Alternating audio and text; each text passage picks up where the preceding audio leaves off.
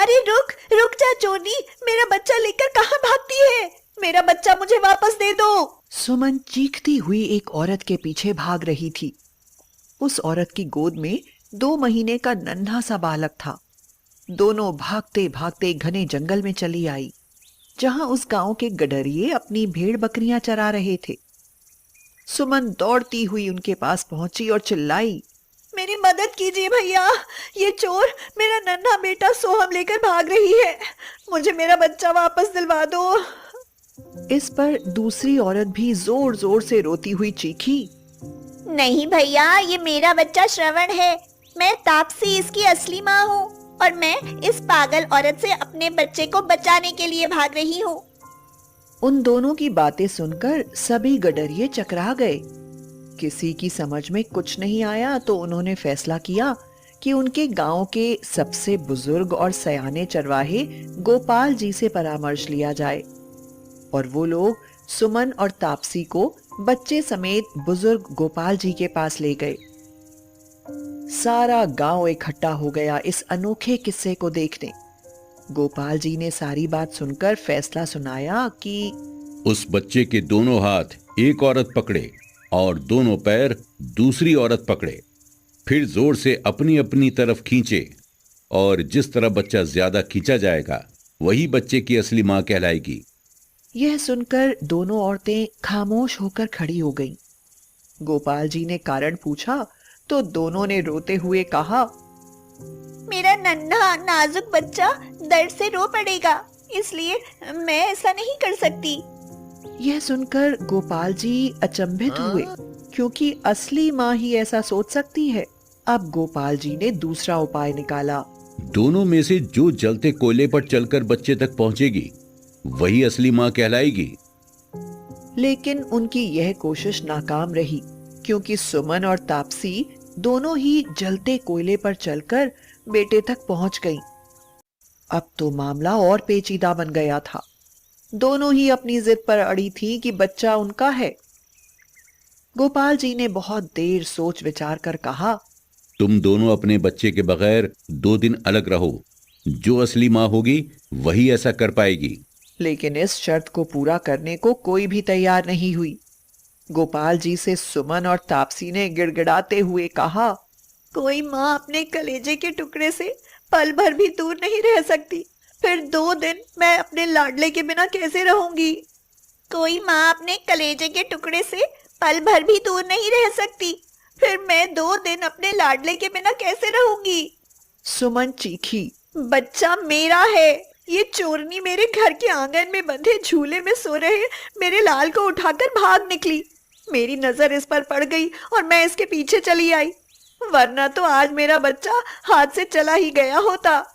यह सुनकर तापसी भी गुस्से से उबल पड़ी और बोली, नहीं, ये सरासर झूठ है। बल्कि सच तो यह है कि यह औरत कल शाम मुझे गांव के बाजार में मिली। तब इसने बताया था कि इसका भी इतना ही बड़ा बेटा था जिसे निमोनिया हुआ और वो चल बसा। इसने मेरे बेटे से इसके बच्चे की शक्ल मिलती जुलती होने की बात बताई और मुन्ने को गोद में उठा लिया और वहां से मेरे मुन्ने को लेकर भाग आई है। तब से ही मैं इसका पीछा कर रही हूँ और आज जाकर ये पकड़ में आई है।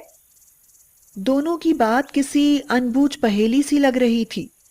अब तो असली मां को ढूंढना टेढ़ी खीर बनता जा रहा था। सभी लोग कश्मकश में थे कि अब क्या और कैसे फैसला होगा। सभी गांव वाले अपने अपने अनुमान लगा रहे थे। कोई कह रहा था तापसी झूठी है, तो कोई सुमन को झूठा करार कर रहा था, और कुछ लोग तो यह भी कह रहे थे कि बच्चा उन दोनों में से शायद किसी का भी नहीं होगा।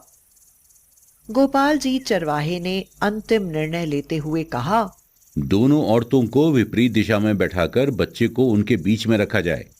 बच्चा दूध के लिए जिस तरफ देखकर रोएगा वही उसकी असली मां होगी। सब ने उन दोनों मां को अलग अलग आमने सामने कई घंटों तक बैठाए रखा और बीच में मुन्ने को लिटाया गया। सभी गांव वाले सांस रोके नजारा देख रहे थे। लेकिन बहुत देर बीतने के बाद भी मुन्ना किसी की तरफ भी देखकर नहीं रोया।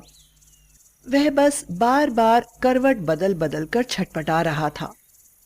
यह देख सुमन व्याकुल होकर मुन्ने के पास दौड़ गई और मुन्ने को अपने आंचल में छुपाकर दूध पिलाने लगी। सुमन ने रोते हुए कहा,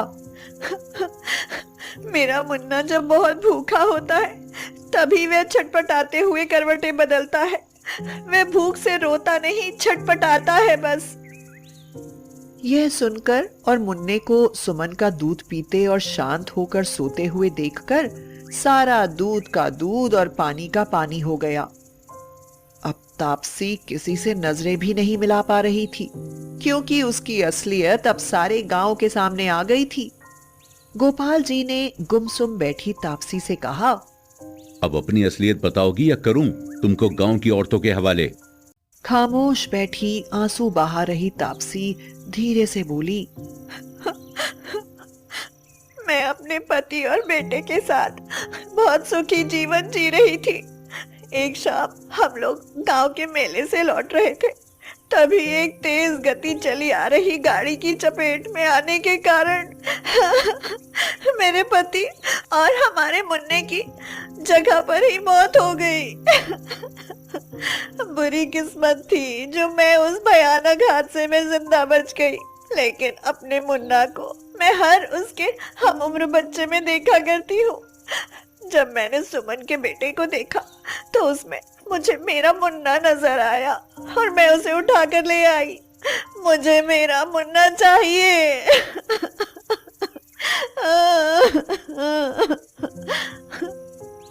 कहते हुए तापसी फूट फूट कर रोने लगी। तब गडरिये गोपाल जी ने धीमे से कहा, सुनो बेटी, देखो तुम्हारा मुन्ना तो अब इस दुनिया में नहीं रहा, लेकिन तुम इस तरह किसी के बच्चे को उठाकर भागोगी तो उसकी मां को भी तुम अपनी तरह दुखी करोगी। इस पर सुमन ने तापसी को हिम्मत बंधाते हुए कहा, तापसी बहन, तुम मेरे मुन्ने को अपना मुन्ना मानकर उसे जब चाहे मिल सकती हो, प्यार कर सकती हो। मैं नहीं रोकूंगी, लेकिन अगर ऐसी हरकत दोबारा किसी के साथ की तो मैं तुमसे बहन का नाता तोड़ लूंगी और मुन्ने से भी नहीं मिलने दूंगी। हाँ। यह सुनकर सारे गांव वालों की पलकें भीग गईं। तापसी ने रोते हुए सुमन और मुन्ने को गले से लगा लिया और बोली, मुझे माफ कर दो बहन, मुझे अब किसी का बच्चा चुराने की क्या जरूरत। मुझे मेरा मुन्ना और बहन दोनों मिल गए हैं। उसके बाद गोपाल जी और गांव वालों ने उन तीनों को खुशी खुशी उनके घर पहुंचा दिया।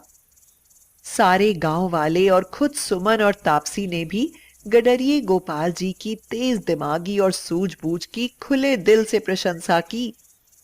फिर सुमन, तापसी और उनका प्यारा बेटा साथ साथ एक ही घर में रहने लगे। इस तरह लाडला बेटा अब दो दो माओं का असीम प्यार दुलार पाकर उनकी आंखों का तारा और कलेजे का टुकड़ा बन गया।